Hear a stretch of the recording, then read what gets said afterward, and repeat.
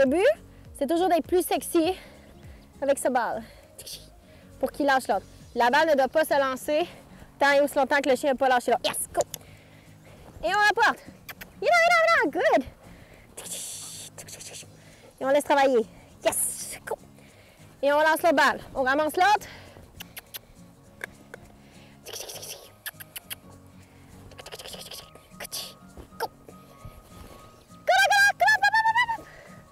Donc ça va vous arriver aussi quand vous commencez à faire des échanges. Go, go, go, go, go! De là l'importance de ne pas laisser l'autre balle apparaître. Yay! Tant si longtemps. Yay! Donne!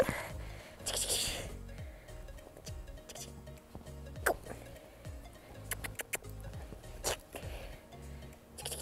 Go! À la porte! Donne!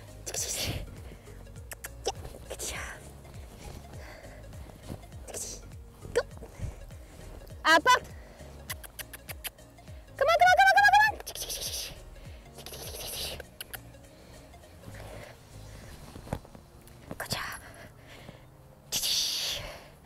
Donc, on réactive la balle que le chien laisse tomber. On lance surtout pas l'autre. Koda, come on! Commencez à être fatigué. Toujours en roulant au sol, c'est un écureuil. Allez, Koda, come on! Apporte l'écureuil!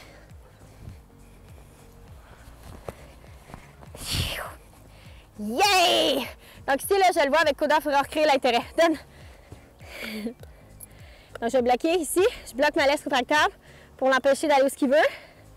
Il ne peut pas se balader, donc c'est plate. Et je lance. OK. Non. Et c'est partant, c'est toujours celle-là qu'on lance. Allez, Koda, come on! Yay! Qui devient active. Yay! Good job! Donne. Allez, Koda, come on! Good job. Couche. On finit toujours notre jeu avec un couche relax, on n'oublie pas. Couche. On va le laisser travailler.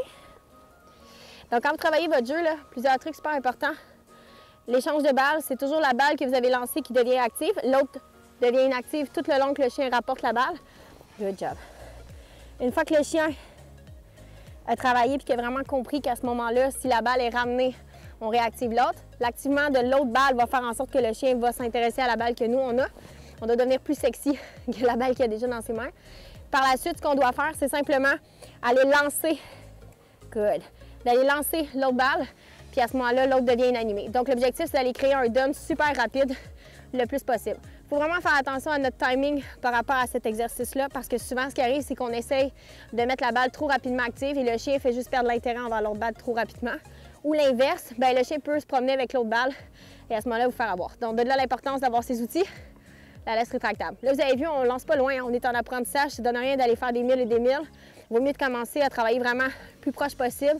Une fois que la constance, que l'obéissance est créée, par la suite, bien, on est en mesure de pouvoir aller augmenter la distance à ce moment-là du lancer de la balle. Honnêtement, avant de lancer loin la balle, il faut vraiment que votre jeu soit bien construit pour que le chien ait bien compris. Donc là, si vous ne savez pas comment aller créer l'intérêt, tout ça, votre chien ne veut pas jouer, on a des formations en ligne pour vous autres. Sinon, si vous voulez simplement apprendre à votre chien à rapporter la balle, regardez l'autre vidéo YouTube là, pour pouvoir vous aider. Donc, c'était le done. C'est un exercice parmi tant d'autres à faire qui peut vous aider justement à avoir un done plus rapide. Et le but, c'est de pratiquer. Le but, c'est toujours d'avoir du plaisir avec son chien. Et donc, à ce moment-là, de s'assurer qu'on a autant de plaisir que lui, mais surtout lui pour qu'il veuille rejouer avec vous. Assurez-vous que le jeu ne dure pas trop longtemps. Ici, Koda, je l'ai vraiment étiré un petit peu. Donc, à ce moment-là, c'est sûr que c'est vraiment important de jouer peut-être un peu moins longtemps. Évidemment, il y a sa journée dans le corps aussi, là, donc s'assurer que le chien a toujours du plaisir à jouer. On finit toujours notre jeu avec un coucher relax, hein, c'est vraiment important pour amener le chien dans un autre mode pour rentrer. Alors voilà, bonne pratique!